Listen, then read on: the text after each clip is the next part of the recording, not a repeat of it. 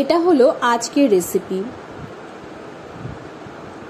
অত্যন্ত লোভনীয় একটি রেসিপি। হ্যালো ফ্রেন্ডস, আমি জলি। আমার কিচেন জলিস কুকবুকে আপনাদের সবাইকে স্বাগত। এখানে আমি নিয়ে নিয়েছি একটা পাকা আম এবং একটা কাঁচা আম।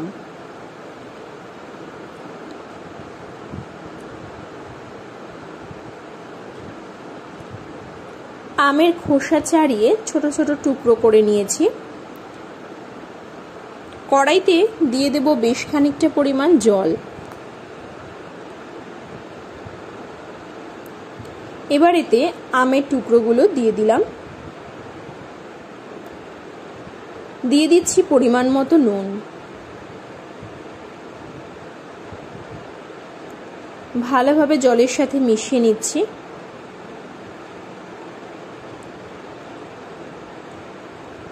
কভার করে দিলাম। আম কিন্তু বেশ ভালো সেদ্ধ হয়ে গেছে।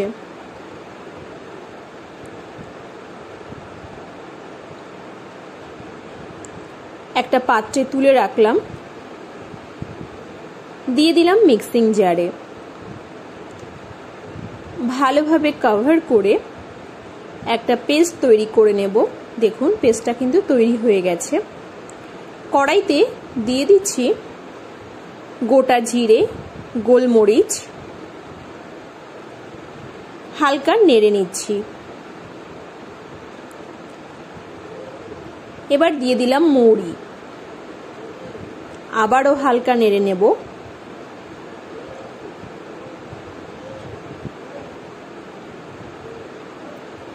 দিয়ে দিচ্ছি দারচিনি, এলাচ। আবারও বেশ কিছুক্ষণ ভেজে নিচ্ছি।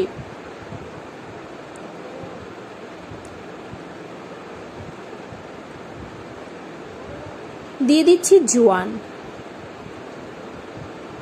ভালোভাবে ভেজে নেব। যখন একটা সুন্দর গন্ধ বেরিয়ে আসবে, গ্যাসের ফ্লেমটা অফ করে দেব।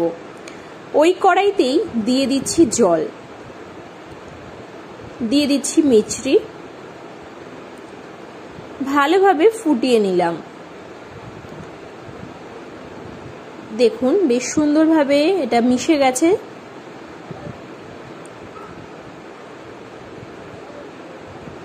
তৈরি করে নেওয়া আমের পাল্প দিয়ে দিচ্ছি।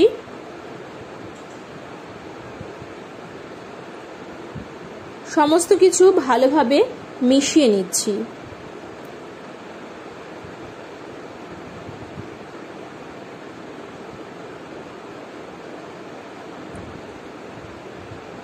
এটা কিন্তু অনেকটাই ঘন হয়ে এসেছে।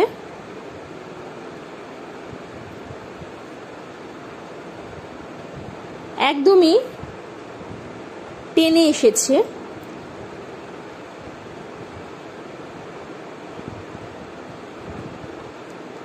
খুব ভালোভাবে নেড়ে নিচ্ছি। দেখুন একটা জালি জালি ভাব চলে এসেছে। কড়াইয়ের গা থেকেও কিন্তু ছেড়ে আসছে।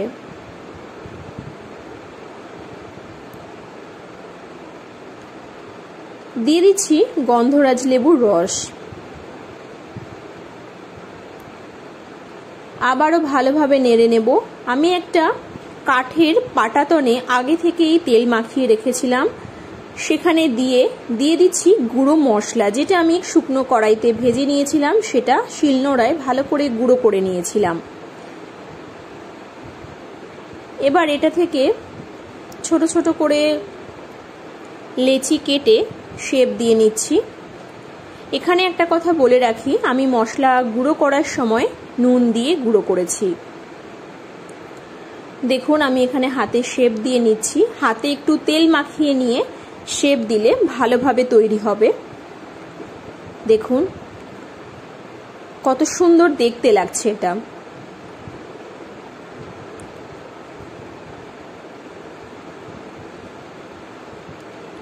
একদমই কিন্তু তৈরি হয়ে গেছে। আমি একটা বড় পাত্রে আপনাদের দেখাচ্ছি কেমন শব্দ হচ্ছে। এটা কিন্তু খুবই শক্ত তৈরি হয়েছে, একটা ক্যান্ডি মতো হয়েছে। টক মিষ্টি এই ক্যান্ডি যে কোনো সময় কিন্তু যে কেউ খুব পছন্দ করবে। আমার আজকের রেসিপিটি আপনাদের কেমন লাগলো সেটা অবশ্যই আমাকে কমেন্ট করে জানাবেন। যদি রেসিপিটি ভালো লেগে থাকে তাহলে অবশ্যই লাইক, শেয়ার এবং সাবস্ক্রাইব করার অনুরোধ রইল। আগামী দিন আবারও দেখা হচ্ছে একটি নতুন রেসিপি নিয়ে। ধন্যবাদ।